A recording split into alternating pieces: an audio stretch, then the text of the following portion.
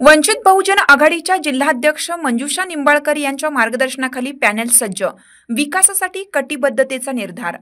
निलंगा नगरपालिकेच्या आगामी निवडणुकीत वंचित बहुजन आघाडीने दमदार पाऊल टाकत नगराध्यक्ष आणि सर्व नगरसेवक पदांसाठी दाखल केलेले सर्वच फॉर्म पात्र ठरले आहेत।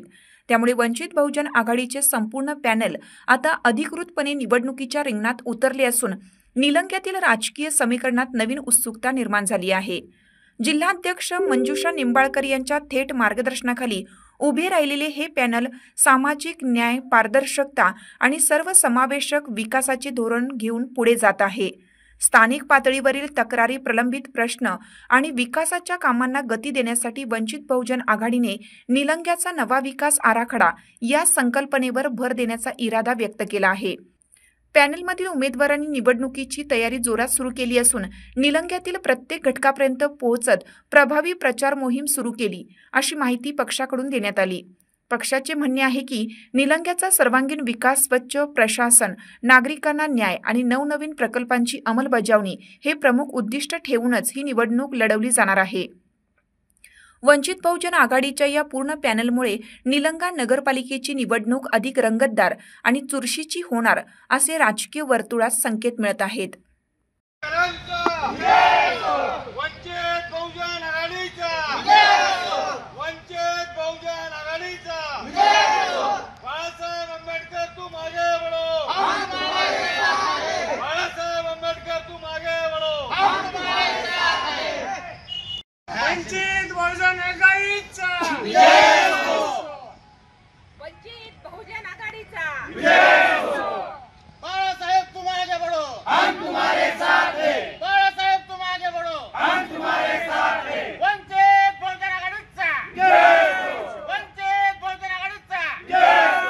मुझे सौदागर आगे बढ़ो, हम तुम्हारे साथ हैं। निंबाळकर साहेब आगे बढ़ो, हम तुम्हारे साथ हैं। ताई, आपण वंचित बहुजन आघाडीच्या वतीनं जे फॉर्म भरलेले आहेत, नगराध्यक्ष असेल, नगरसेवक असेल, किती फॉर्म वैध ठरलेले आहेत आणि आपला नगराध्यक्षपदाचा उमेदवार कोण आहे? आम्ही 10 फॉर्म नगरसेवक पदासाठी भरलेले आहेत आणि 1 नगराध्यक्षासाठी भरलेला आहे। आमचे सर्वच्या सर्व फॉर्म वैध ठरलेले आहेत आणि नगराध्यक्ष पदासाठी मुजीब सौदागर आणि डॉक्टर हिरालाल निंबाळकरजी यांनी हे आमचे नगराध्यक्ष पदाचे उमेदवार आहेत आणि 10 नगरसेवक पदाचे उमेदवार आहेत। कुठले मुद्दे आपण जनतेपर्यंत घेऊन जाणार आहात? कुठले कामं आपण येणाऱ्या काळामध्ये नगर परिषदेच्या माध्यमातून करणार आहात? मूलभूत सुविधा तर सगळे देणार हा त्यांचा जाहीरनामा असणार आहे किंवा त्यांचं वचन असणार आहे, पण या निलंगा शहरामध्ये विद्यार्थ्यांसाठी, युवकांसाठी रोजगार इथं निर्मिती केला जाणार आहे।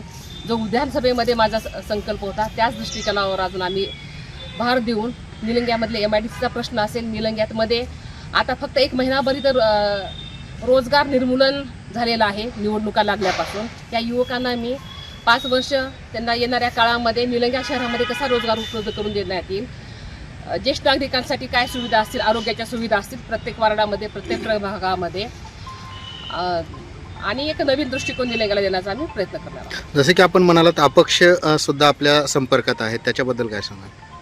अपक्ष तर आहेतच, नाराज घराणेशाही आणि प्रस्थापितांना झुगारून जे अपक्ष नाराज झालेले आहेत, ज्यांनी फार फॉर्म भरलेले होते ज्यांनी, तर त्यांना बी फॉर्म लागलेले नाहीत, अशा लोकांनी संपर्क केलेला आहे आम्हाला।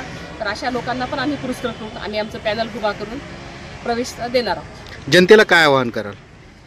जनतेने प्रस्थापितांच्या आणि घराणेशाहीच्या नादाला न लागता, आपण बघत आहोत, काल मी बघितलं प्रसिद्ध समाज माध्यमावर की निलंग्याला मतदान की बाबळगावला मतदान किंवा कशाला मतदान जे मोडीत काढायचं आहे, तर निलंगा आणि बाबळगावचा प्रश्न नाही, निलंग्याचा विकास कोण पार्टी करणार आहे। तुम्ही आतापर्यंत आपण वारंवार ज्यांना संधी दिला आहात ती झुगारून आपण एकदा वंचित बहुजन आघाडीला एकदा संधी द्यावं, तुम्ही त्यांना विनंती करणार आहे। आपली सत्ता आल्यानंतर असं कुठलं काम आपण निलंगा नगर परिषदसाठी करणार आहात, जनतेसाठी करणार आहात?